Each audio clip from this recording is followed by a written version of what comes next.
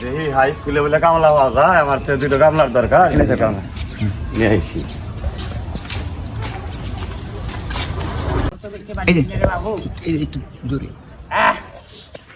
দিনকালের ভালো অবস্থা একটু খারাপ দেখতেছি। ছেলে বলে নিয়ে আসে কামলা বসতে, আল্লাহ মা হয় বলি কি আল্লাহ ভালো জানে। জীবন আর চলে না, এতগুলো ছেলে বলে জন্ম দিয়ে এক খাবলা গু খাইছি। একটা গৃহস্থ তো হলে গেলে তাও তো চলে, আসবে না বাবু। কাক ডাকি রে বাবু, তুষা পাচ্ছি রে বাবু। আপনি কামলার নিয়ে আসছি। ও বাবু আমি কামলা বেছে খাই রে বাবু।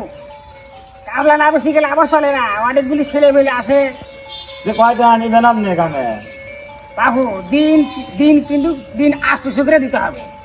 কিছু কম না দেবো না না বাবু, জিনিসপাতির যে দাম, এ সরকারের না বলে আমরা বসবাস করে পঙ্গু হয়ে গেলাম।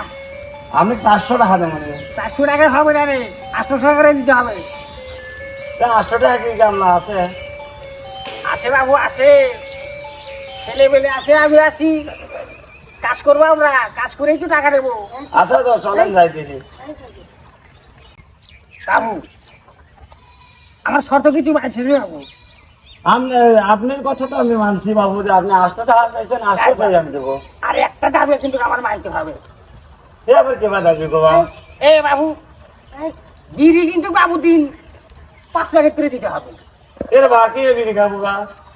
হ্যাঁ বাবু, তুমি বিড়ি খাবা, এরা কি বিড়ি খাবো গা? বিড়ি আমি একা খাবো কে? আমার ছেলে আছে, আমি আছে, আমি একা বিড়ি খাবো কে বাবু? তুমি কি কথা কইলে? তুমি কি কথা কবা? সরকারের একটু জমিলে অপরাধ, এগুলো কি বিড়ি খাও দেবো? বাপ তুই কথা আমার লজ্জা দিস না বাপ। আমি গরিব মানুষ, ছেলে মেয়ের একটা আমার খাওয়াতে পারি না, একবার দুধ খাওয়াতে পারি না, একবার আঙুর ফল খাওয়াতে পারি না, একবার গোস্ত খাওয়াতে পারি না বাপ। একটা বিড়ির দাম 10 পয়সা, তাও যদি ছেলে মেয়ের মুখে রাখলে দিতে পারি বা কোনি উঠে হাসের ময়দানে ছেলে মেয়ের সামনে বাবার দাবিতে দাঁড়াবো বা তুমি পাও বা। এগুলো কি বাপ দামে কলম কিনা কি আপনি? তারে বাপ কিচ্ছু খাওয়াতে পারি না, একটা বিড়ির দাম 10 পয়সা, এটা যদি না খাওয়াতে পারি বাবা আবার একবারে কলম হয়ে যাবে বাপ।